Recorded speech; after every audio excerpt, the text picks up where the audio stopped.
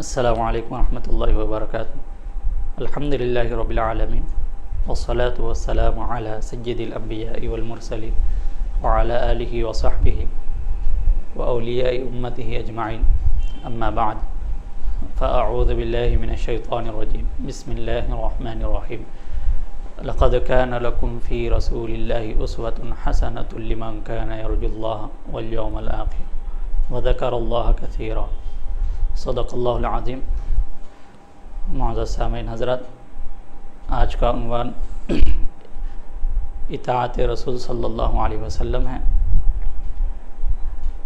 سب سے پہلی چیز، اللہ تبارک و تعالیٰ نے ہم کو ہماری تخلیق کی، وہ ہمارا خالق ہے اور وہی جانتا ہے کہ ہم کو کس لیے بنایا، کس لیے اس دنیا میں بھیجا۔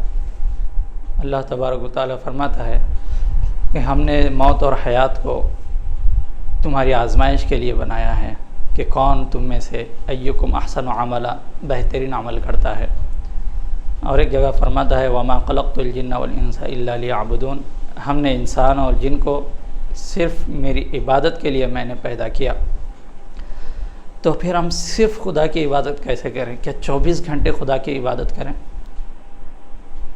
ہاں، تو پورا 24 گھنٹے کا مقصد ساری زندگی کا ہر لمحہ ہم کو اللہ تبارک و تعالیٰ کی عبادت کرنی ہے۔ اب ہمارے ذہن میں یہ بات ہے کہ ہم عبادت، بعض لوگ صرف نماز کو عبادت سمجھتے ہیں یا زکوٰۃ، روزہ، حج، ان چیزوں کو عبادت سمجھتے ہیں، باقی چیزوں کو عبادت نہیں سمجھتے۔ یہ ہماری کم علمی کا نتیجہ ہے، کیونکہ عبادت تو ہر لمحہ ہم کو کرنی ہے، تو پھر عبادت کس کو کہتے ہیں؟ صوفیاء کرام فرماتے ہیں اللہ کے مرضیات و نامرضیات جان کر تحت مرضی حرکت و جنبش کرنا عبادت کہلاتا ہے۔ یعنی اللہ کن چیزوں سے خوش ہے، کن چیزوں سے ناراض ہوتا ہے یہ جانے، اور جن چیزوں سے خدا خوش ہوتا ہے ان چیزوں پر عمل کرنا، اس طرح عمل کرنے سے اللہ خوش ہو جاتا ہے، اور یہی عبادت ہے۔ مثال کے طور پر ہم کھانا کھاتے ہیں، بس کھانا کھانا عبادت نہیں ہے، ضرورت ہے، لیکن اس کھانے کو ہم حضور صلی اللہ علیہ وسلم کے طریقے، آپ کی سنت کے انداز سے کھا لیں گے تو پھر وہ کھانا عبادت بن جائے گا۔ ہماری ضرورت ہے کہ ہم سو جائیں، لیکن کس طرح سونا چاہیے یہ حضور صلی اللہ علیہ وسلم کی سنت سے معلوم کریں کہ حضور صلی اللہ علیہ وسلم کس طرح کرتے تھے۔ اگر ہم اسی طرح اسی انداز سے سو جائیں تو پھر وہ سونا بھی ہمارا عبادت ہے۔ کمانا، تجارت کرنا، دیگر بھاگ دوڑ جو ہوتی ہے، ہماری دوڑ دھوپ جو بھی ہوتی ہے، یہ ساری چیزیں کمانے کا انداز حلال طریقے سے ہو۔ آپ یہ سمجھے کہ یہ حرام ہے، میں نہیں کروں گا، تو اس غلط طریقے کو چھوڑنا بھی عبادت ہے، اور صحیح طریقے سے کمانا بھی عبادت ہے۔ چاہے آپ کسی بھی حال میں ہو، اگر وہ حضور صلی اللہ علیہ وسلم کی سنت کے مطابق ہو، آپ کی اطاعت میں ہو، اللہ کے حکم کے مطابق ہو، تو پھر وہی عمل عبادت کہلاتا ہے۔ مولانا روم سے کہا گیا کہ دنیا کیا ہے؟ ہر وہ چیز جس کی وجہ سے خدا کو بھول جائے، یہ دنیا ہے، اور ہر وہ کام جس میں خدا کے احکامات کو ملحوظ رکھا جائے، یہ آخرت ہے۔ تو اسی طرح زندگی گزارنا ہے، کچھ نیا نہیں کرنا ہے۔ کھانا ہو تو حضور صلی اللہ علیہ وسلم کے طریقے پر پینا ہو، اٹھنا بیٹھنا، معاملات کرنا، تمام والدین کے حقوق، میاں بیوی کے حقوق، دوست احباب، پڑوسی، ہر چیز جس سے ہم زندگی میں تعلق پڑتا ہے، بس اسی کو حضور صلی اللہ۔ دیکھیے اب نکاح کرتے ہیں تو اس میں حدیث پڑھی جاتی ہے النکاح من سنتی، نکاح میری سنت ہے، نکاح میرا طریقہ ہے، اس کو اپناؤ۔ تو جب ہم نکاح کرتے ہیں سنت سمجھ کے کرتے ہیں تو وہ نکاح بھی ثواب ہے، عبادت ہے۔ تو ایسے ہر چیز، تو ہم کو ہر عمل سنت کے مطابق کرنا چاہیے، یہی اصل عبادت ہے۔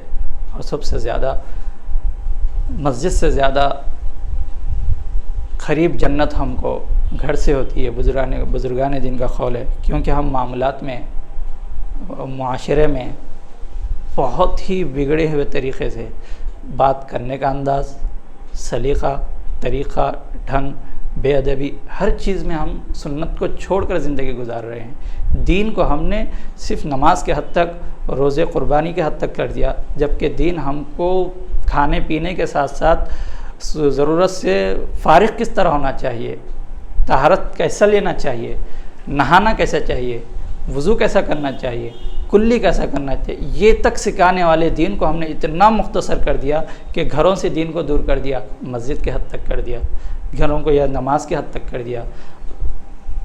خواتین ہماری کس طریقے سے رہنا چاہیے، کس طرح حقوق کیا ہے شوہر کے، بچوں کے حقوق کیا ہے، بچوں کی تربیت ایک ماں پر کتنی ضروری ہے، ہم اس کو آج تک نہیں سمجھ سکے۔ ہم اپنے بچوں کو پڑھا کر نوکری دلانے کو جتنی اہمیت دیتے ہیں، لیکن زندگی میں اخلاق، طور طریقہ، تربیت، سلیقہ، اس پر کبھی ہم بچوں پہ دھیان نہیں دیتے۔ یہ بہت بڑی ہماری لا علمی، جہالت اور اس کا بہت بڑا نقصان ہم اٹھا رہے ہیں۔ اس لیے ہم کو جاننا چاہیے کہ ہماری زندگی کے ہر لمحہ اللہ کی عبادت میں گزرنا ہے، وہ صرف اور صرف حضور صلی اللہ علیہ وسلم کی سنت کو اپنا کر، حاصل کر جان کر ہی ہم کر سکتے ہیں۔ تو ہم پر لازم ہے کہ حضور صلی اللہ علیہ وسلم کا طریقہ کیا ہے جانیں اور اس انداز سے زندگی گزارے۔ نہ اسلام پر چلنے کے لیے بھوکے رہنے کی ضرورت ہے، نہ کم کمانے کی ضرورت ہے، نہ کم کھانے کی ضرورت ہے، نہ کم سونے کی ضرورت ہے، ضرورت سے زیادہ سونے کی ضرورت ہے۔ بس اسی زندگی کو جان کر سلیقے سے گزار لیں تو بس یہی عبادت ہے۔ اسی لیے اللہ تبارک و تعالیٰ نے فرمایا لقد کان لکم فی رسول اللہ، تمہارے لیے رسول کی سیرت کے اندر اسوۃ حسنہ، بہترین نمونہ ہے، ان کو دیکھ کر اپنی زندگی گزارے۔ یہ ہیروز، یہ ایکٹرز، فٹ بالرز، کرکٹرز، ان کو دیکھتے ہیں، ان کی طرح ٹی شرٹس پہنتے ہیں، کپڑے پہنتے ہیں، بال بناتے ہیں، جوتے پہنتے ہیں، ان کے انداز میں بات کرنا چاہتے ہیں، ان کے انداز میں چائے پینا چاہتے ہیں، ان کے انداز سے سب کچھ چلنا چاہتے ہیں۔